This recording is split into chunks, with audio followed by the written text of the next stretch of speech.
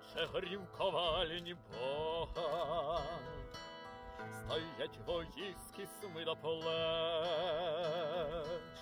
рука сивілого сварога кує арею моцний меч, і ось знаряддя вже готове,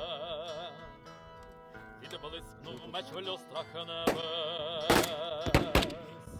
меча окропила покрова. На рік його Черкес, на пасір перуна полкам, бігає рука, на могутній дух на захист нам, погибель злих підступним ворогам, римосне небо і тремтить земля.